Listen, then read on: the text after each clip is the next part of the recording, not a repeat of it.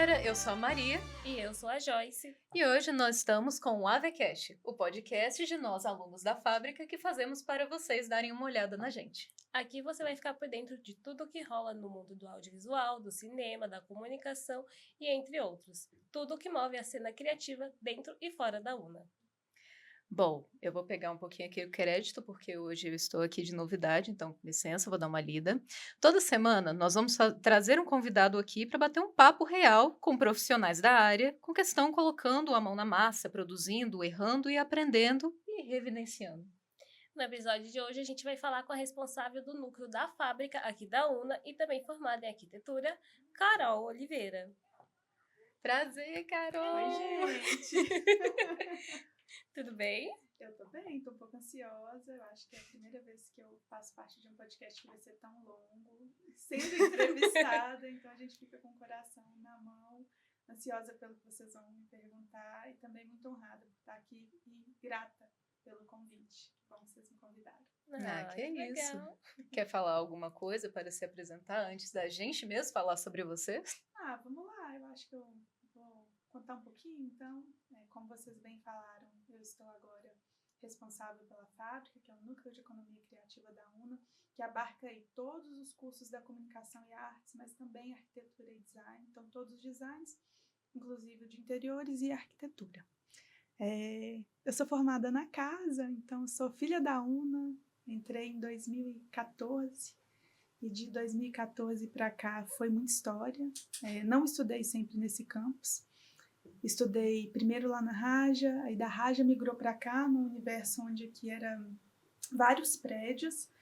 E eu lembro de eu chegando no Liberdade falando assim, cara, por que eu não vim para cá antes?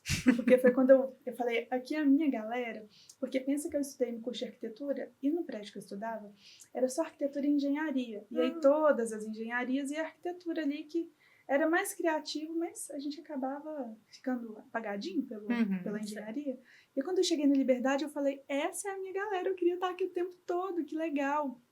E aí comecei a minha trajetória e foi muita coisa dentro da UNA. Fui monitora de uma porção de matérias, fui estagiária na UNA, que foi onde acho que eu descobri que eu queria continuar aqui.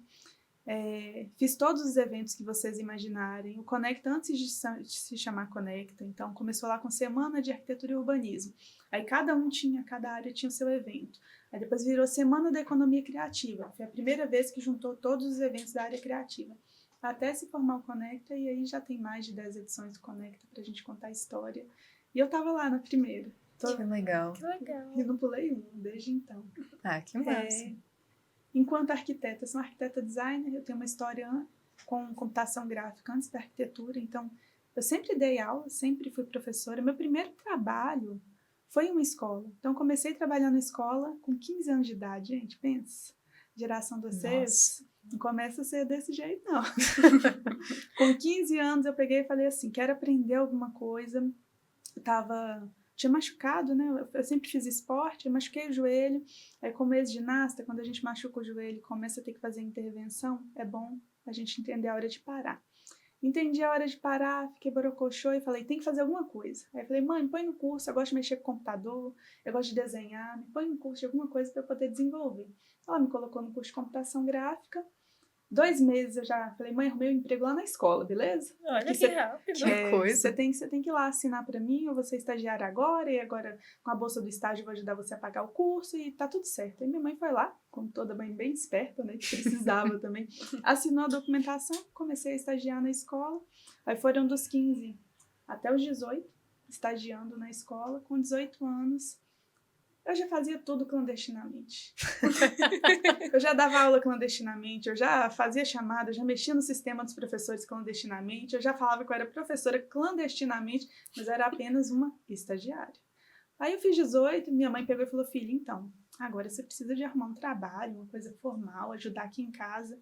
Minha mãe criou eu e os meus irmãos sozinhos. Então ela chegou e falou, precisa de dividir aí comigo, parceira. Eu fiquei, não, mãe, eu quero continuar lá na escola. Aí o que eu fiz? Cheguei na escola aqui, por que até agora eu não sou professora? Fui coordenador de curso na época. E aí ele falou que não sabia. Olha. Que bonito. Aí eu falei, eu não esperava isso não. E no outro dia eles mandaram levar o documento, assinar minha carteira. enquanto professora, e eu passei boa parte da minha trajetória da faculdade, dando aula no curso de computação gráfica, então, das mais diversas matérias. Então, eu vejo, talvez, vocês pensando no universo audiovisual. Eu dei aula de Premiere por muito tempo, de After Effects, de Photoshop, de Illustrator, que eu acho que abarca todas as áreas, mas também dei aula lá na construção 3D, e aí voltada para o entretenimento, não para jogos, mas para animação e cinema, então modelagem, tanto do orgânico quanto do inorgânico, desenho, pintura digital, e foi ali dos 15 até a formatura me envolvendo nesse mundo. Aí quando eu formei, eu falei, não, eu preciso, na verdade no ano antes de formar, eu falei, eu preciso estudar a minha área, eu preciso focar na área, porque senão eu vou ser professora de computação gráfica e eu vou ter estudado 5 anos de arquitetura e não vou ter me envolvido o suficiente. Aí larguei meu primeiro emprego, né, que era ser professora, chorei horrores, mas aí virei monitora em todas as matérias possíveis. Eu lembro de eu conversando com o coordenador na época que me apoiou muito, foi o Caio, e ele deixou, né, eu estar em várias monitorias, eu quebrava o galho até, todo mundo me conhecia, todo mundo achava que eu era funcionário, me perguntava, Carol, cadê seu crachá? Eu falava, eu posso ter um crachá? Não sabia. Eu quero ter um crachá, como que faz? E aí o resto é história, né? Então, eu acho que é um envolvimento, como eu sempre quis ser professora, entrei e falei, vou dar aula. E quando eu entrei para trabalhar na UNA, eu entrei falando, vou dar aula. Estou aqui, vou dar aula no meu curso, vou ser professora. Não sabia que eu ia gostar de gestão, embora eu tenha entrado na área da gestão, eu estava inclusive fazendo um MBA lá na área da gestão, porque eu me achava pouco esperta na área da gestão, tinha um pouco de dificuldade exatamente para essa área mais artística, muito criativa, e quando eu tinha que fazer alguma coisa, uma planilha, eu sofria muito, achava aquilo muito chato. Eu descobri que o problema não era a planilha, era como eu fazia a planilha. Uma vez que eu passei a colorir minhas planilhas, deixar a planilha bonitona, aí o negócio ficou outra coisa para mim. Eu olho planilha, que planilha linda, coloridinha. Ficou divertido. Os números... eu achava que eu era ruim com número, ruim com fórmula, não. Minhas planilhas calculam tudo bonitinho, troca a cor. Era o que eu precisava para a planilha funcionar para mim. Ela ser um tiquinho mais visual. Uhum. E aí o bichinho, eu brinco que o bichinho da gestão me picou também. E aí eu descobri que, olha, eu adoro organizar a gente, eu adoro organizar pessoas, eu gosto de organizar evento. Por mais que eu fique doida quando a gente está fazendo uma coisa nova, eu fico, meu Deus, eu nunca mais vou fazer isso no processo. Quando acaba, eu fico assim, não, ano que vem tem mais, né? Aí todo mundo olha assim pra mim, nossa, cara, ué. Então, acho que é isso, não sei, é tanta história para contar, mas de apresentação é isso. Comecei estagiária, virei professora, voltei a ser estagiária para me tornar professora de novo. Eu não sei se a gente se torna professor de novo, né? Acho que a gente permanece ali, talvez só numa pausa. E acho que é a coisa que eu jamais abandonaria. Fora daqui, eu tenho escritório de arquitetura, voltado para interiores, tem pessoas que me ajudam, então eu tenho uma sócia, tem pessoas que colaboram no escritório, senão não dava para fazer esse tanto de coisa que eu faço. Sou mãe de pet, tenho uma gatinha, sou casada, adoro ser casada, faço maior propaganda para todo mundo casar, bom demais casar, gente. Arruma alguém e casa, mas tem que ser uma pessoa boa, viu? Não casa com traste, não. Uma pessoa boa e casa, é bom demais. É bom saber dessa. Falei, né? Não, tá certo, ué. Eu acho que até encaixa muito com essa questão que a Joyce ia pontuar para você agora. Gostei bastante. Que eu ia perguntar o que te motivou a ensinar, e aí você já respondeu para mim. Gente, tá vendo? Sem ver o escrito. A gente tá conectado.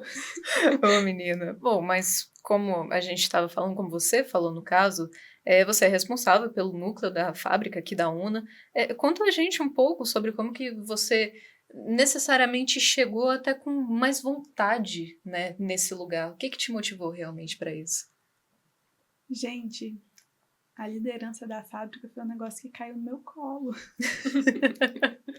Se eu falasse, nossa, Carol, você queria ser líder da fábrica? A fábrica, o conjunto de laboratórios por completo, quando você entrou aqui?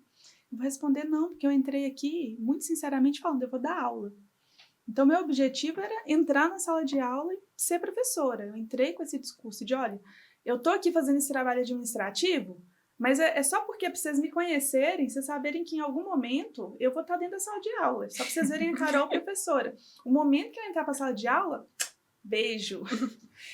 Aí vocês podem ver que não foi bem assim, né? Porque eu fui me apegando. eu fui entendendo que tem muito mérito também no trabalho administrativo, que sem ele a aula também não funcionaria. E aí eu coordenava só o laboratório de arquitetura. E ali no laboratório de arquitetura, a coordenação da arquitetura sempre foi dividida com arquitetura e design.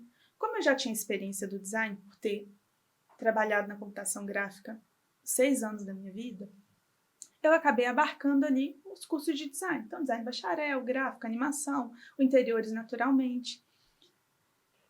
E aí aquela coisa, olha, já estou aqui na arquitetura, comecei com design. Aí comecei a cuidar, entender como que funcionava internamente a gestão do curso e a me envolver em tudo. Eu sempre fui muito curiosa. Então, eu brinco que eu tenho outra amiga que também é muito curiosa. Então, eu vi os meninos fazendo o evento. Deixa eu entender como que isso funciona. Deixa eu participar, deixa eu entender como que a gente organiza isso daqui. Porque eu entendia que a arquitetura estava meio que envolvida em tudo. Vamos fazer um desfile? Vamos, mas precisa de fazer a planta desse desfile. Eu preciso de uma passarela, eu preciso saber quantas pessoas vão sentar, onde as cadeiras vão estar, unidade de passagem. E aí eu acabava me envolvendo e vendo, beleza, é assim que funciona um desfile no por trás das câmeras. Tem foto, tem vídeo, tem um backstage, tem modelo, tem quem cuida do backstage para as modelos se vestirem. E eu fui fazendo isso com tudo. E aí, de repente, quando eu parei para pensar, eu já entendi um pouquinho de todos os laboratórios da fábrica. Naturalmente, pela curiosidade. Dado o momento, a gente estava passando por uma gestão que não deu aderência com os princípios da UNA. Então, essa gestão ela não aderiu mesmo aos nossos princípios, era uma gestão muito diferente do que a gente estava acostumado. E essa gestão acabou saindo. Quando essa gestão saiu, a diretora na época pegou, Carol, olha, a gestão está saindo, eu tenho um problema e eu tenho você para resolver, beleza? Beleza? Então, resolve aí. Você vai resolver para mim? Aí eu falo assim, não, com esse convite, mas essa diretora é um amor de pessoa, me ajudou muito, me desenvolveu muito, já tinha me dado, inclusive a missão da Casa Una, que é o lugar que a gente está hoje. Na época eu estava, inclusive, cuidando do projeto da Casa Una, de entender como o Centro de Inovação funcionava, de implantar o projeto, de cuidar dos espaços, a parte criativa, igual a gente brincou, precisa de bolinhas, o painel de fita, toda a parte que foi muito diferente aqui da casa, eu estava construindo na época, ela me fez a proposta. Ia mudar a minha perspectiva, gente, eu preciso acho que todo mundo, né? A gente precisa de trabalhar, ia mudar meu salário, ia mudar a minha perspectiva profissional, ia aprender mais, eu ia ter acesso a coisas que eu não tinha antes. E aí eu falei assim, é claro que eu resolvo esse problema. Carol, sobrenome é resolver problema. E aí, com muito medo e entendendo o tamanho da responsabilidade, eu aceitei, porque pensa, eu ia ser líder dos meus colegas. Eu ia ser líder do parque, eu estava ontem reclamando das coisas. Então eu estava, isso está muito difícil, está desorganizado, isso e aquilo. De repente, eu ia ser a pessoa que ia ter que responder sobre essas questões, tanto as boas quanto as ruins. E a primeira coisa que eu fiz foi conversar com quem estava do meu lado, de olha, agora vai ser assim, e graças a Deus eu sempre tive um bom relacionamento com todo mundo. Então eu acho que eu senti que todo mundo ficou feliz, que era, nossa, cara, que legal. Eu me senti muito acolhida, muito apoiada, e aos pouquinhos eu fui chamando as minhas pessoas. Então, olha, na época um colega que eu gostava muito, que era o Rafa, ele saiu e eu falei assim, eu preciso de outra pessoa tão boa quanto o Rafa, e puxei Glad. E a gente foi puxando pessoas, mudando as pessoas de lugar, eu fui construindo a equipe para trabalhar comigo, foi muito legal. É um desafio grande, são áreas que, embora se correlacionem, elas têm especificidades técnicas que não tem nada a ver uma com a outra. Quando eu paro para olhar para o jornalismo, paro para olhar para o cinema, paro para olhar para um desfile de moda, ou para todo o background da moda, para a arquitetura, gente, embora eles se conectem no fazer, tecnicamente é muito diferente. Então pensa numa pessoa que estudou. Estudei. Eu acho que eu nunca estudei tanto na minha vida para entender de verdade agora, não só pelo fazer ali, mas para eu conversar com os outros. E estudei. E até hoje, gente, é impossível saber de todas as áreas. Eu brinco que eu tenho várias pessoas que sabem muito para me apoiar, e quando eu não sei de nada, eu corro para um professor. Falo, professor, vem cá, eu estou precisando de ajuda. É isso, isso, isso. Qual é o seu conselho? Então, acho que é um lugar é muito importante, é um lugar que dá muita visibilidade para a gente, tanto para mim quanto para os meninos, porque a gente faz muita coisa, a gente executa muita coisa internamente. Mas é um lugar que a gente tem que ter muita humildade para estar também, porque é um lugar que você tem que entender que não dá para saber de tudo e você vai precisar de ajuda. E você vai precisar de ajuda, gente, além do professor, além da gestão, você vai precisar da ajuda do aluno. O que ia ser da minha vida se eu não tivesse os alunos me apoiando nos eventos? O que ia ser do laboratório se não tivesse aluno para estar dentro do laboratório? O laboratório só existe porque tem aluno para a gente atender, porque senão não ia funcionar. Então, acho que é isso, é uma dualidade, é um lugar que te dá muita visibilidade, coloca numa posição muito, eu acho que, interessante, brilhosa, acho que é isso, a sensação do brilho ali, mas também te faz aprender muito sobre ter humildade, porque você não faz nada sozinho aqui. A fábrica é um lugar que, é isso, você não move o copo de lugar se alguém não trouxe o copo. É assim. Acho que é um lugar de muita humildade. Eu aprendi muito. Nunca tive dificuldade de trabalhar em equipe. Acho que eu venho de uma cultura, eu venho do esporte. Eu contei que eu, inclusive, estou nisso aqui hoje porque machuquei no esporte. Senão, talvez eu ainda tá no esporte até hoje. E de uma cultura que eu fiz ginástica rítmica. Eu também fiz quando eu era mais nova. Que legal, que legal. Eu tô assim, a melhor ginástica, a mais bonita. Concordo. Então, a gente sabe que se eu não confio na minha parceira para ela lançar um aparelho para mim e lançar certo, e eu confio que eu vou fazer um movimento e quando eu fizer esse movimento eu vou pegar o aparelho. Nada acontece na ginástica, a gente precisa uma da outra. Exato. Eu cresci com isso na cabeça, eu preciso da minha colega e eu tenho que confiar nela. Então eu trouxe isso para o mundo do trabalho com muita facilidade. Eu preciso do meu colega, eu preciso de confiar nele. Então nunca tive dificuldade. Só que eu acho que na fábrica é mais doido. Porque eu acho que na ginástica a gente pega o aparelho com o olho aberto. Então você faz o movimento, mas você consegue se antecipar, segurar um pouquinho. Eu acho que na fábrica a gente faz o movimento de pegar o aparelho com o olho fechado. Você tem que confiar mesmo. Porque tem coisa que você não domina nada. Você só vai acreditar que, olha, essa pessoa que está do meu lado, ela vai fazer o certo. E graças a ela fazer o certo, eu vou conseguir continuar o trabalho. Então, acho que é isso. É um exercício de confiança de olho fechado. Eu ia te perguntar o que você aprendeu sendo líder, mas você acabou já respondendo de novo, então vou perguntar para você. Além da humildade, da confiança, o que você acha que uma pessoa precisa para continuar sendo um líder, para ser um líder bom, como você sente que é no momento? Tem que gostar de gente. Líder que não gosta de pessoas, se você não gosta de se relacionar, não vá para a área da liderança. Se você não gosta de pessoas, se você acha que a vida do outro tem problemas que são menos importantes que o seu, que o outro tem questões que são menos importantes que as suas ou mais importantes, eu acho que os dois extremos são ruins. Não vire líder. Porque você vai lidar com isso. Eu vou lidar com o problema, às vezes, de um colaborador que é mais maduro, um parceiro que está ali mais maduro, que tem uma questão de vida que é mais madura. Às vezes precisa ficar com um pai, com uma mãe que está em uma situação específica, ou então alguém vai casar. Eu estou passando por vários casamentos agora, tá muito legal. Então a pessoa está ali casando, ao passo que eu tenho ali um colaborador que está iniciando, que está no estágio, e talvez o problema dele ali seja conciliar o horário, seja acostumar com a rotina, seja matéria, a nossa aqui, unidade curricular. A unidade curricular que está difícil, e uma coisa não é mais pesada que a outra, porque eu já passei por isso. Eu sei que teve um momento que o meu maior problema era fazer a gestão das matérias na faculdade. Era aquele tanto de trabalho, aquela correria danada, e eu ficava assim totalmente chateada com isso. E assim, às vezes tinha dia que eu chorava, socorro, essa faculdade está me matando, eu não vou formar.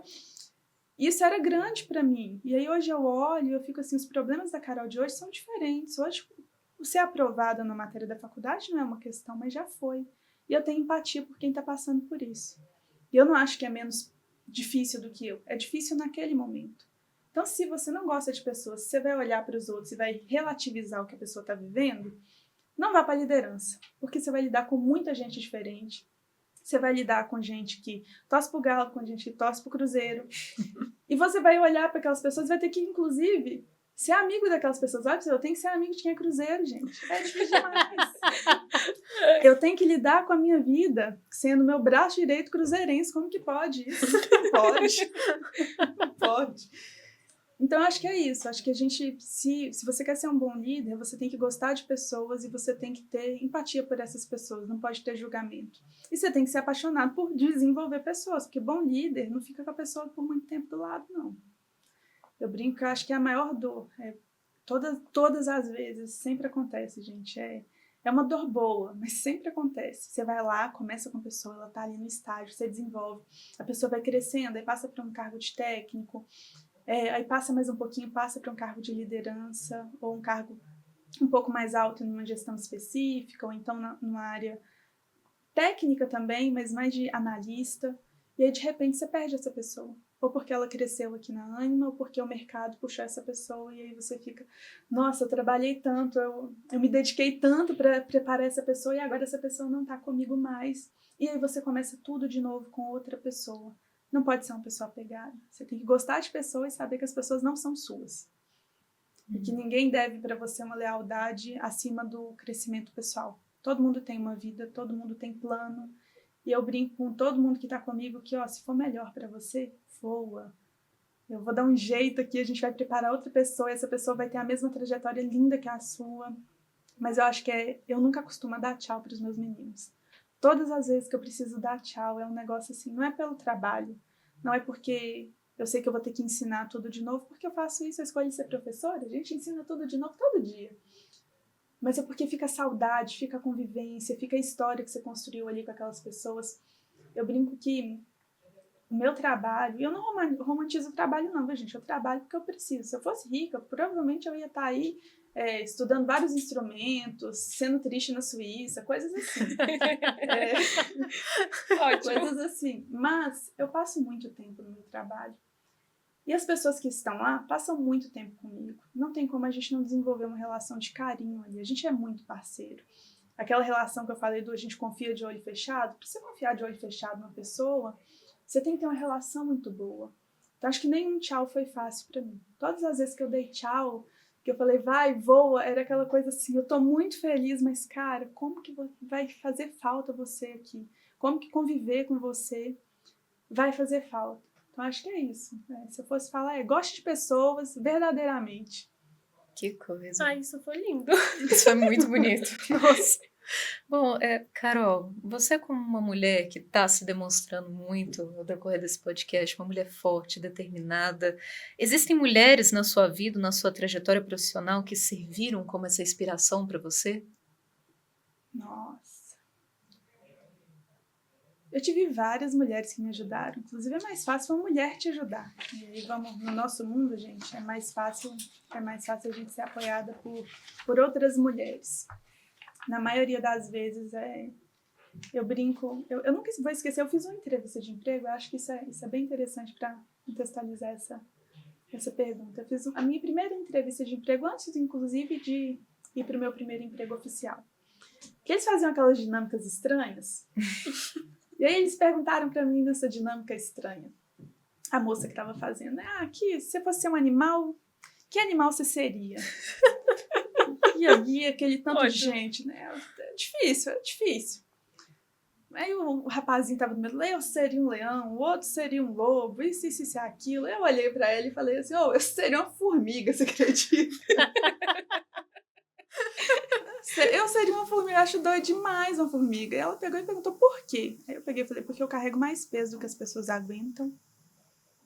E eu valorizo muito o trabalhinho aqui. Então você vai olhar pra mim e você vai falar assim, pequenininha, aguenta nada. Mas quando você vai ver, eu vou estar carregando 10 vezes o meu peso. Eu sei lidar com a responsabilidade. E eu sei lidar com a responsabilidade do coletivo. E na época eu nem sabia que podia ter esse tipo de pergunta, gente. Acho que eu tava com 15 anos na época também, foi um pouco antes, inclusive, de eu fazer a segunda entrevista, que foi quando eu entrei pra escola. E hoje eu acho que é muito doido, porque a gente vai mudando. A Carol de 15 anos não é a Carol de 31. É uma Carol muito diferente. Mas eu acho que isso nunca mudou.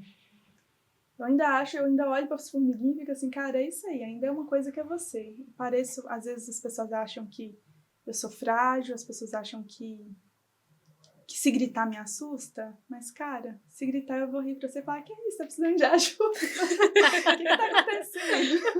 Vem cá. E eu acho que no mundo do trabalho foi meio que assim, eu tive várias pessoas que precisaram se aproximar para entender isso, que olha, é delicadinha, eu ando tac, tac, tac, tac, tac, ando tac, tac, tac, tac, de um lado e para o outro, mas tem muito potencial. Então eu tive essa diretora, Carol, que a Carol também me xará, que me apoiou muito. Eu tive outras coordenações. Eu tive a coordenação que me contratou enquanto professora, que foi a Flávia, que continua na Ânima, mas não tá mais na UNA. enquanto coordenadora. Ela me contratou, então todas as vezes que eu penso com carinho, eu fico assim, cara, a Flávia me deu essa oportunidade. Depois que a Flávia me trouxe enquanto professora, ela não fechou a porta para mim, porque ela mudou de escola, né? Mudou de escola da Ânima. Deu 6 meses dela na outra escola, ela me levou para outra escola. Ela falou aqui, eu te contratei lá, agora eu não tô mais lá. Mas eu quero continuar com você, você vem? Eu falei, como que não? Então até hoje eu acho que eu tenho uma sensação, sabe aquela pessoa que tudo que ela me pedir, se precisar de fazer de cabeça para baixo, eu vou fazer? E tem várias outras pessoas. A primeira, quando eu virei professora, quem me contratou na época do coordenador de curso, quem estava à frente da escola era uma mulher, era uma gerente, Laura. E eu acho que se fosse um homem, eu não teria sido contratada. Na época, o mundo da computação gráfica, extremamente masculino. Eu fui a primeira professora da escola. Nossa. Todos os outros eram professores, todos homens. E aí eu fui a primeira mulher a dar aula na escola. Então acho que ter a Laura lá fez diferença, porque era uma mulher que também estava no ambiente majoritariamente masculino e deu oportunidade para outra mulher. E eu vou ter um tanto de gente, um tanto de mulher que me ajudou no mundo do trabalho, gente, mas assim, tem duas específicas, assim, que eu acho que sem elas eu não seria o que eu sou hoje. Primeira coisa, acho que a primeira delas é Marilene de Oliveira, mamãe. Mames é um exemplo de gestão, é um exemplo de fazer muito com pouco. É uma pessoa que cuidou de mim, cuidou da Karen, cuidou do Kaique, que são os meus irmãos. É Karen, Carol e Kaique, gente, vocês podem ver, ela é criativa. É tudo com K, para ficar igualzinho, para não ter discernimento. É tudo com K. E ela cuidou da gente sozinha. E aí eu lembro, quando eu era adolescente, eu tinha uma vergonha danada, né? Que você tá ali com os seus amiguinhos. Ah, minha mãe faz isso, minha mãe faz aquilo. Minha mãe é diarista até hoje. Minha mãe é aquela pessoa que fala assim, ela olha e fala, não, mas é porque o patrão tal me ajudou muito quando você estava estudando, eu não posso abandonar ele. E eu fico assim, mas pode abandonar? Claro que você pode, chuta o balde, para, sai da casa dessas pessoas. E ela fica ali naquela gratidão eterna, sabe? Tipo, não, porque agora que seu irmão está estudando, eu tenho que ajudar seu irmão. E minha mãe é diarista até hoje, então às vezes a gente olha para uma pessoa e fica tentando entender de onde ela chegou. Eu vim, gente, de uma mãe que cuidou dos 3 filhos sozinha, arrumando a casa de outras pessoas, e arruma a casa de outras pessoas até hoje, porque ela acha que o que ela faz ali, e eu acho que é muito especial também, mas ela tem uma gratidão, porque ela acha que essas pessoas que fizeram ela ter a possibilidade de dar uma vida boa para os filhos dela. Uma pessoa que serviu o tempo todo a 3 outras pessoas, que foram os meus irmãos. E o tempo todo, sem cobrar nada da gente. Mesmo que às vezes a gente tivesse fases, e aí você sabe, tem uma fase adolescente que sua mãe não presta, que o mundo não presta, que ninguém mais presta. Mesmo que a gente fosse rebelde nos processos, ela sempre estava ali. Do jeitinho dela, de uma pessoa do interior, durona pra caramba, e tinha que ser durona mesmo. Para cuidar de 3 crianças sozinha, a gente tem que ser uma mulher durona. Minha mãe é durona, minha mãe é terrível, um furacão. Mas por causa da minha mãe, eu estudei. E aí eu vou falar assim, eu estudei sempre em escola pública, sou filha da UNA, mas também sou filha do ProUni. Então, eu tive uma bolsa de 100%, gente. Essa bolsa de 100% salvou a vida. Depois tive uma irmã, também bolsista, 100% do ProUni, um ProUni. E agora, em uma situação um pouquinho melhor de vida, porque aí eu trabalho num lugar legal, minha irmã trabalha num lugar legal. A gente tem Kaique, que é meu irmão, que também está estudando na UNA, só que agora a gente consegue ajudar o Kaique sem ele ter que passar por tanto perrengue. Então talvez a primeira mulher que me ajudou na vida foi minha mãe. Minha mãe é foda. Eu olho pra ela e fico assim, cara, que mulher. Minha mãe é foda. E em segundo lugar, pensando numa realidade que a gente já entendeu aqui, que se minha mãe criou sozinha, quer dizer que meu pai foi comprar cigarro. E aí, nessa realidade, meu pai ter ido comprar cigarro, eu tenho a minha avó paterna, que é muito doida. Então, assim, a mãe do meu pai. E que veio com combo completo. Eu não precisei do meu pai porque eu tinha a mãe dele. Então, eu tenho vó Marina, são os meus 2 M's aí, Marilene e Marina. Vó Marina era fantástica. Vó Marina, eu tava igual uma doida fazendo TCC na época, vocês vão passar por isso. E eu esquecia de comer, gente. E vó Marina chegava com um prato de comida, assim, minha filha, você não comeu hoje. Tá na hora de comer. E colocava um prato de comida e eu lembrava que era tipo assim, já tinha passado a hora de comer, eu não tinha almoçado, não tinha comido nada, e eu tinha que comer, e eu parava e falava, nossa, avó, é mesmo. E parava e ia comer comida. E ela, filha, você tá estudando muito, você vai ficar doida. Não pode estudar isso tanto não, minha filha. E ela ficava naquela preocupação. Mas a Marina acho que ela é o exemplo de amor acima de qualquer coisa. É aquela pessoa que cuida, aquela pessoa que abraça, que fica assim, não, filha, você tá muito cansada. Você quer que eu converse? Ela não tem muita noção disso. Você quer que eu converse com seu chefe pra você? Você quer que eu converse com o professor? Eu converso com o professor assim, vó, a senhora conversar com o professor vai mudar nada. Ela, não vai sim, eu vou conversar. Não vai, ela não entendia que não podia, que não era igual à escola. E assim, pensa que eu era a primeira neta dela fazendo faculdade. Então ela não entendia que não podia conversar com o professor, que não era só ir lá e falar assim, aqui, você tá acabando com a vida da minha neta. Ela não tá dormindo.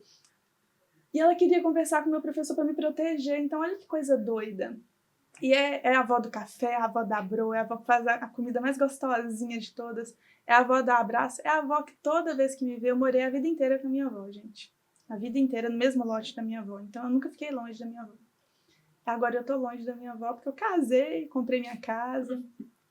E eu lembro que quando eu saí da minha casa, o maior baque foi eu não vou acordar e tomar café com a minha avó. Eu tomo café com a minha avó todo dia, eu não vou tomar café com a minha avó. Todas as vezes que eu vou na casa da minha avó, ela chora na hora que eu chego, aí passa, ela vai, serve o café, e ela chora na hora que eu tô indo embora. E aí o que eu faço? Eu choro de volta. Então, é muito doido, porque eu sei que o mundo do trabalho, ele ensina muito a gente, né? A gente vai para a faculdade, aprende uma profissão, faz uma pós-graduação, faz todo aquele percurso formativo para se tornar professor, encontra pessoas que te ensinam ali a trabalhar também, porque a gente aprende muito na prática, mas tem coisa que o trabalho não ensina. Então, você ter zelo, você ter cuidado com o outro, você ser forte, você saber que às vezes as outras pessoas vão estar na sua responsabilidade mesmo, que era o caso da minha mãe. Eram os 3 ali na responsabilidade dela, e ela foi forte para se virar nos 30 e resolver. E às vezes eu sei que eu tenho que parar os meus meninos que estão trabalhando muito, que estão estressados, e falar, gente, vamos lanchar, vamos tomar um cafezinho, vocês não comeram hoje. Então eu acho que essas duas, elas foram que mais me ensinaram nesse percurso, é quem eu mais devo, e acho que é quem eu mais tenho vontade de honrar. Acho que eu nunca quero fazer nada que elas olhem para mim e não sintam orgulho. Acho que eu quero todas as vezes que elas me olharem, elas falam, minha neta, minha filha, ela é muito legal, sabe? Ela cumpriu mais do que elas esperavam. E todas as vezes essa é a sensação. Porque as duas são legais demais. E são 2 pessoas que não estudaram. São 2 pessoas que não terminaram de estudar. Minha avó, gente, sabe escrever o nome dela. É isso, é até aí que ela vai. E minha mãe, depois de eu muito insistir, tem 2 anos que ela terminou o ensino médio. Porque ela sonha em estudar moda, mas tem medo de entrar na faculdade. Eu ainda vou entrar na cabeça dela. Nossa, que exemplos. Amei. Então, eu fiquei sabendo que você gosta muito de tecnologia e eu queria te fazer aquela pergunta que vive pairando no ar nesses últimos anos, que é, você acha que a IA vai roubar o nosso trabalho? Tá, aí eu vou ser... Todas as vezes que eu penso em tecnologia, e aí é uma análise a gente está vivendo isso, a gente ainda não sabe o que vai acontecer. Mas quando chegou a televisão, falaram que não ia precisar mais de professor. Não, a partir de agora a gente coloca uma videoaula lá na televisão e aí todo mundo vai estudar de casa. Vocês podem ver que já tem televisão tem muito tempo e eu ainda estou aqui dando aula, ainda é uma profissão. Quando chegou o computador, era aquela coisa, nossa, agora vai extinguir várias profissões, o computador vai fazer tudo automático. A gente tinha quem datilografava, né? E aí aquela coisa já não fazia mais sentido, mas aí de repente você precisa saber digitar. A gente ainda tem um teclado ali. Eu acho que muitas profissões elas foram se mudando, elas foram sendo multadas ali mesmo. Algumas pararam de existir, a gente não pode também tampar o sol com a peneira e falar assim, ah não, todas só se multaram. Não, algumas pararam de existir, mas várias outras foram criadas nesse processo. Eu acho que a inteligência ela é artificial e o ser humano ele não é artificial. A gente precisa de gente, a gente precisa de olho no olho. Inteligência artificial não abraça quentinho. Ai, caramba, está vindo um robô aí. Gente, inteligência artificial não abraça quentinho. O que eu tenho medo, talvez, na inteligência artificial, não seja ela substituir o nosso trabalho, seja as pessoas substituírem a inteligência artificial, na verdade, as pessoas pela inteligência artificial, pelo próprio ego, porque a inteligência artificial fala o que a gente quer, né, gente? Todo mundo aqui já usou ChatGPT, que eu sei. O que eu mais recebo é trabalho de ChatGPT, eu fico braba. Faz parte, eu também uso, é uma ferramenta de trabalho hoje. Mas o ChatGPT, ele quase que coloca a gente no lugar. Oi, fulano, seu lindo, é claro que você tá certo. Vamos aqui pegar essa ideia maravilhosa sua. Você é um gênio fantástico. Vou pegar essa ideia sua aqui, vou te dar várias outras alternativas, vou construir um roteiro lindo para você. Ele floreia, ele deixa as palavras maravilhosas. A gente tá desaprendendo a lidar com o que desagrada. Mas eu vou falar para vocês, o que desagrada constrói tanta gente. Verdade. A ideia que é diferente da nossa, que não concorda, que não fala, nossa, Joyce, maravilhosa, vou aqui te dar 10 tópicos sobre isso que você me pediu. Ela faz a gente crescer porque a gente aprende com o diferente. O que vocês gostam é muito diferente do que eu gosto. Ou mesmo que tenham ali pontos de interseção que a gente fala, isso aqui a gente gosta junto, tem coisas que a gente não vai gostar junto, tá tudo bem, é o que faz ser lindo. E às vezes eu vejo as pessoas trocando essa convivência com pessoas, porque é difícil conviver com pessoas, talvez para conviver com inteligência artificial, que é mais fácil. Então, talvez esse seja meu medo. Do emprego, eu acho que, gente, infelizmente, tá todo mundo aqui, ó, todo mundo aqui precisa de trabalhar, sempre vai ter trabalho. A gente vai se adaptar à forma de trabalhar. Inteligência artificial ainda é uma ferramenta. Então, a gente vai usar enquanto ferramenta. A gente tem que ter cuidado para não substituir isso, a interação real com a tela. Eu acho que a tela, e aí não é só inteligência artificial, né? Quando a gente pensa em telas de forma geral. E hoje, qualquer rede social que você entra, ela tem um algoritmo que tem inteligência artificial que está trabalhando em cima daquele algoritmo. Só mostra um recorte da vida de todas as pessoas ali. Então, eu brinco que na minha rede social eu não sou triste nem um dia. Vocês nunca vão ver eu descabelada, resolvendo um problema de um evento, tentando conversar com um aluno que deu algum problema. Nunca vai ver o Glad brigando com o menino que não entregou a lente no dia certo e aí agora o outro veio pegar e não tem a lente. Isso nunca vai acontecer lá. Lá é só o dia que eu tô, como fala, linda, bonita, perfumada. É o dia que tá todo mundo rindo, é a foto que a gente se preparou para tirar. Mas a gente é tão mais complexo. E aí eu acho que esse é o meu medo, é que as pessoas encarem o que elas veem nas telas, e a inteligência artificial é uma tela, e parem de enxergar o que é de verdade, porque ser de verdade é tão legal, lidar com o de verdade é tão importante. Eu tenho várias amigas de infância, e o que eu mais fiz com as minhas amigas de infância, a gente foi brigar. Nossa, hoje a gente combinou todo mundo usar verde, aí você veio de preto. Nossa, que raiva, você veio de preto, aí o mundo acabou. Não foi um combinado não para quem tá assistindo a gente, viu? Foi só um exemplo. Não, mas o mundo acabou, isso e aquilo, ai, eu não veio de verde, a minha vida não presta. Ela não é minha amiga verdadeira mais. 5 minutos depois, nossa amiga, eu te amo, essa blusa preta ficou tão bem em você. Sabe, eram umas coisas assim, e eu fico olhando e pensando que, olha, 20 anos depois, que é mais ou menos o que eu tenho de tempo com essas amizades, ou mais de 20 anos depois com algumas, a gente viu todas as fases estranhas umas das outras, todas. Então, assim, elas viram a minha fase que antes eu era totalmente colorida e de repente eu falei, preto é a melhor cor. Vamos tampar o olho aqui, virei emo. E aí, não, agora eu não quero mais, agora eu só...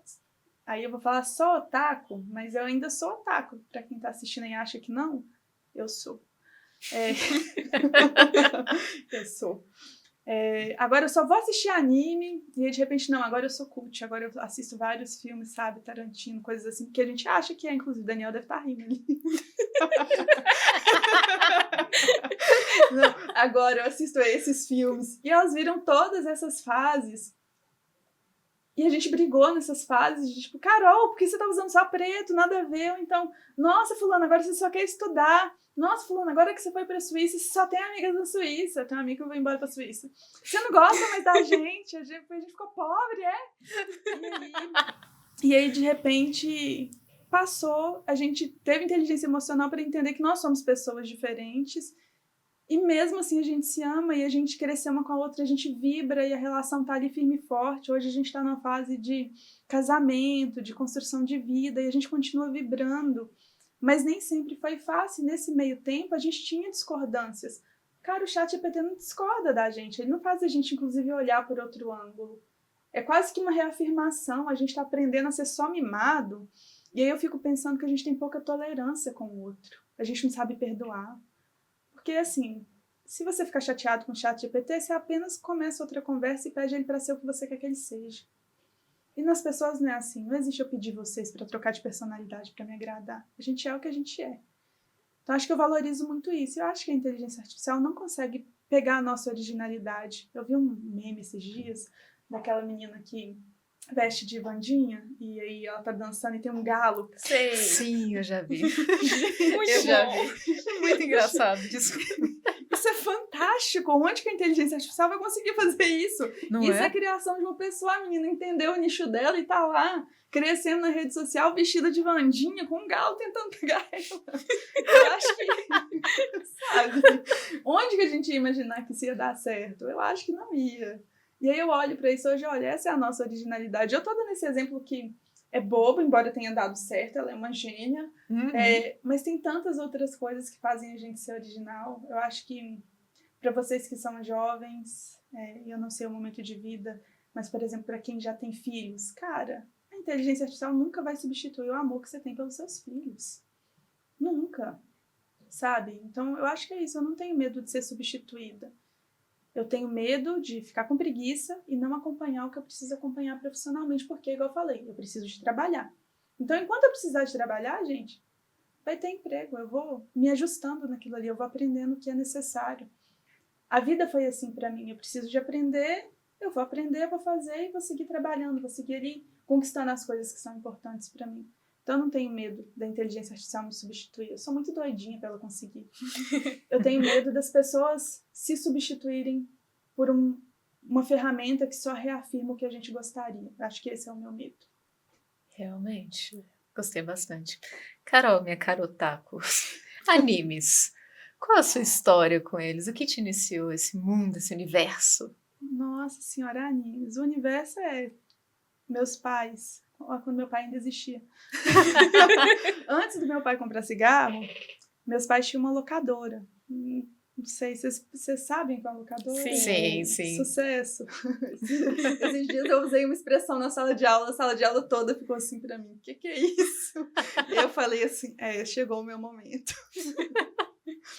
Mas tinha locadora, e aí, como acho que toda família que tinha locadora na época, eu tinha acesso a muito desenho. E passava na televisão também, mas eu ficava ali. Primeiro comecei na Disney, né? Então eu pegava todas as fitas da Disney, era fita, trem grandão assim, verde da Disney, muito legal, sabe? Vintage. Pegava aquela fita de vídeo e assistia Disney e eu achava aquilo ali o máximo, cantava todas as músicas, chorava assistindo Rei Leão. E aí tinha outras fitas, outros desenhos, aí eu fui apresentada muito cedo a Cavaleiro Zodíaco. Que não deveria, gente, totalmente violento, sabe? Briga, luta, umas coisas assim que eu fico, meu Deus, não, uma criança daquela idade não deveria, mas eu adorava. Então eu falei assim, nossa, que legal. E aí vieram outros, e eu tenho uma diferença de idade pequena da minha irmã. Então a gente assistia junto. E aí era uma coisa meio que um ritual meu e da Karen. Ah, não, a gente chegou da escola, a gente vai assistir um desenho, a gente assistia um desenho, a gente desenhava aquele desenho. Eu fui uma criança meio riponga, sabe? Nossa, eu vi uma pedra na rua, essa pedra parece um rosto, vou levar essa pedra pra casa, desenhar um rosto, e aí eu vou dar de presente pra minha mãe. Porque é claro que minha mãe vai amar essa pedra com o rosto desenhado que eu achei na rua.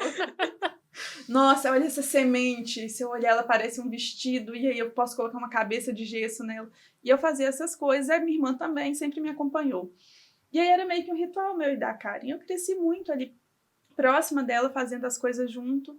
E aí quando eu fiquei pré-adolescente, adolescente, eu comecei a entender as mensagens que tinham nos animes. Então eu comecei a olhar para o anime e olhar para um personagem e falar assim, nossa, é assim mesmo, né? Olha, esse personagem ele é persistente, ele é corajoso, ele tem o poder do protagonismo, que na maioria das vezes eu gostava do protagonista, me julguem. Ele tem o poder da amizade ali, ele é cercado de pessoas, ele é muito perseverante. E eu comecei a achar aqueles valores ali importantes, porque tinha muita relação com o esporte também, né? Eu via no esporte coisas que eu via também no mundo dos animes. Aí, de repente, eu já tava... E se eu vestisse de Sailor Mart? Nossa, eu sabia que você gostava dela. Isso eu sabia. E se... Aí tá vendo, essa é um anime que eu não gostava mais da protagonista, né? Eu gostava mais da Sailor Mart, coitadinha, ela roubou o namorado da outra. Na verdade, teve namorado roubado. É isso. Enfim, e aí quando eu vi eu já gostava demais. Eu tinha um grupo de amigos muito engajado também, aí a gente começou a jogar RPG, aí tinha um RPG que era do anime, aí pronto, aquela coisa, jogava, desenhava o personagem. E aí, quando eu vi, eu tava casando e com uma bandana do Naruto no final do casamento. Pois é, desse jeito, e falando. E pra quem convive muito comigo, eu sempre digo, gente, o que o Naruto ia fazer na minha situação? Isso e aquilo. Gente, o Naruto nunca desiste, eu não vou desistir, porque ele não vai desistir. E aí eu gosto muito, porque eu acho que são mensagens muito legais, eu acho bonito a animação. Eu não gosto só de anime, eu gosto de várias outras coisas, mas eu gosto bastante de anime. E eu gosto das mensagens, eu acho que sempre são mensagens muito boas. Minha mãe não jogou minhas cartinhas de Yu-Gi-Oh! Fora. Que bom. Ela acho que ela era a cabeça um pouquinho mais aberta, então quando ela fica o Rei Caveira Negra, eu acho que ela olhava assim... Que desenho diferente, né, filha? É de cartinha mesmo? Mãe, é joguinho, não me preocupa não, mãe. Aqui, ó, vem cá, assiste aqui comigo. Ela assistia e interagia ali, entendia que talvez não fosse uma coisa muito do capeta. E ela deixou eu com as cartinhas de Yu-Gi-Oh! Comprava as coisas comigo. Eu lembro de uma vez que ela me deu um lugar que era pra você jogar o jogo. E eu falei, cara, minha mãe é muito legal. Poxa, que isso? Legal. Sempre apoiou, tá vendo? Isso é muito legal. Ela é foda. E eu acho que é isso, assim, aí eu fui me envolvendo com as narrativas até o negócio fazer parte da minha vida e eu ter referência ali. Gosto demais, gente, eu faço jutsu. Não, muito massa, muito massa. Inclusive, ela está usando, mostre pra câmera. Tá virado. Por favor, vire. Tá aqui, ó. Olha, por favor, galera da edição, mostre, por gentileza. Olha que lindo, maravilhoso. Amo demais. Por favor, continue. Perdão. Voltei. Um botãozinho da Viagem de Chihiro. É muito bom. É muito bom. Mudando um pouco de assunto, a gente descobriu que você tem uma alergia a pólen. Nossa, gente, que isso? Eu falei. Eu tenho muita alergia, gente. Eu falo que eu sou alérgica à natureza. É muito triste, às vezes, inclusive, porque eu sou uma criança que era tilelê que pegava pedra na rua, também é a mesma criança que qualquer coisa que fosse comestível, eu tinha muito critério, não. Meu avô levava a gente para sítio, ele cuidava de um sítio de uma outra pessoa e levava a gente para esse sítio, porque ele ficava lá cuidando, caseiro. Aí ele falava, ó, isso aqui é uma folha assim, assim, assim, é de comer. Pá! Isso eu gostei, vô. Essa aqui é amarga. Esse aqui eu não gostei, não. Essa fruta, assim, assim, é feia por fora, mas gostosa por dentro. Peraí que eu vou comer por dentro. Então, assim, nunca fui muito criteriosa. Foi a criança que só andava com bicho de pé, porque só andava descalço, pulava em brejo pra pegar argila. Não, gente, várias vezes eu fico me questionando como que eu não morri. Zero critério, era um negócio que eu não tenho uma foto bonita de quando eu era criança. Eu não tenho muitas fotos, mas todas as fotos eu fico assim, meu Deus, por quê? Sabe? Acho que eu tenho uma que é mais ou menos bonitinha, o resto é tudo esquisita. Não é porque eu era uma criança, é isso, muito livre. Tipo, vamos subir em árvore. Aí subia, difícil era descer, geralmente minha irmã, gente, que é mais nova, me ajudava a descer, porque eu descia chorando. Eu vou cair. E aí, mesmo tendo esse repertório de vida de criança Tarzan, eu fiquei adulta e comecei a desenvolver um monte de alergia. E aí eu tenho alergia de pólen. Aí eu brinco, toda vez que eu vou explicar, eu falo, gente, eu tenho alergia de flor, não pode me dar flor. Mas não é da flor que eu tenho alergia, é de flores que tem muito pólen. Então, em época, tipo, a gente tava em época de floração de mangueiras. Nossa, todo dia eu chegava no serviço assim... Aí Yasmin, que foi? Tô chorando não, gente. É as flores lá, porque onde eu moro tem muito pé de manga. Eu tô assim, as flores do pé de manga. Tô sofrendo porque ela solta muito pólen. Então, eu tenho preferências por algumas flores. Eu adoro orquídea, porque é pouco pólen. Realmente. Então, tem flores que é super tranquilo, mas assim, um girassol já é meio embaçado. Complica. Entendeu? Dependendo da época do ano, não tem o que fazer. Nossa, tô na floração dos ipês, que lindo. Eu assim... Eu acho super lindo, mas tem alergia. Tem alergia de mais um monte de coisa. Tem alergia de pimenta. Tem alergia de kiwi. Comi kiwi a vida inteira, gente. Eu acho que eu tô começando... Eu tô achando que... O meu corpo tá achando que eu tô ficando rica, sabe? Porque ele tá falando assim, ó, melhorou um tiquinho. Sabe aquele trem pé descalço? Melhorou um tiquinho. Vamos dar uns pobrinhos pra ela? E aí, no aniversário da minha irmã, a gente cortando lá um kiwi pra fazer salada de fruta pro aniversário. Ela olhou assim pra mim, ó, irmã, seu rosto tá esquisito? Nossa. Aí eu tô assim, ai, tô sentindo nada, não. Aí eu não tava sentindo até olhar no espelho. Quando eu olhei no espelho, minha cara tava assim. Aí eu falei assim, Jesus tem poder. Eu senti tudo, porque aí a cabeça deu o treque ali. Eu falei, alergia de kiwi. Aí desde então, eu fiz várias pesquisas e descobri, eu tenho alergia de melão, tá meio horrível. Olha. Aí eu descobri que, gente, kiwi e melão são uma das frutas que dá mais alergia no mundo. Eu não sou uma alienígena. Eu sou por outras coisas, mas não por isso. Aí eu fiquei assim, gente, que doideira, mas tem alergia de flor. Eles falam que principalmente o miolo ali do kiwi, sabe aquela parte mais amarela, ela, nossa senhora, dá uma coceira que é uma beleza. É bom sempre tirar, tá? Tem toda uma coisa assim, ritual. Descobrindo isso agora. Gente, eu comia tudo, não sabe? Tipo assim, retroescavadeira, sem critério. Aí de repente, ó, alergia de kiwi. Ai, que coisa. Nossa senhora. Bom, pra gente finalizar, pra finalizar todo esse episódio de hoje, a gente tem um jogo pra você jogar. Você toparia? Bora jogar, eu adoro jogar, tem problema com o jogo. Mas não é Oh, do Deus. tigrinho. Oh, Deus, calma. Ninguém viu a nossa conversa. Gente, não é jogo do tigrinho, viu? Mas além de otaku, de professora, de gestora, existe aqui uma pessoa gamer. E eu parei de jogar. Pra quem, cara, eu jogava lá, eu jogava, gente. Todo mundo tem um defeito. Todo mundo tem um defeito. Todo mundo já teve uma fase. Eu, por exemplo, várias vezes eu instalo e desinstalo o jogo. Eu vou lá, jogo uma e eu lembro por que eu desinstalei. Mas aí existe uma Carol Gamer, mas que não tem videogame, porque eu tenho problema com o jogo. Porque entre trabalhar, estudar e jogar, eu vou escolher sempre jogar. Aí o que eu fiz? Excluí o jogo da minha vida. Aí, às vezes, eu instalo no computador, tem a Steam lá. Mas só nas férias, de vez em quando pode. Mas vamos jogar. Vamos jogar, ué. Meter o passado. Então, é simples. Você vai ter que escolher entre isso ou aquilo. Vamos dar 2 opções e você vai ter que escolher uma. Ok. Basicamente isso. Bom, se surgir um desafio totalmente fora da sua área, você aceita na hora ou você pesquisa antes, mas acaba aceitando do mesmo jeito? Eu pesquiso antes, gente. É seguro. Não, deixa eu ver aqui qual é o tamanho do problema. Ah, esse o tamanho? Beleza, consigo controlar. Vamos. Se você pudesse viver um dia com um personagem de anime, você escolheria um mundo futurista super tecnológico ou um universo mágico cheio de criaturas? Soltando magia agora! Ai, Deus, que tudo. Nossa, você deve gostar muito de manhwas, né? Nossa, eu sabia. Manhwa é muito bom, confesso. Bom, se pudesse viver um dia no futuro, você direto para ver os avanços tecnológicos ou você procura como a arquitetura evoluiu? Avanço tecnológico de maneira geral. Massa demais. Se te deixasse... Se te deixasse repetir a sua adolescência por 24 horas, você reviveria os festivais ou reuniria a turma da sua escola para reviver um rolê específico? Turma da escola não, a turma do esporte.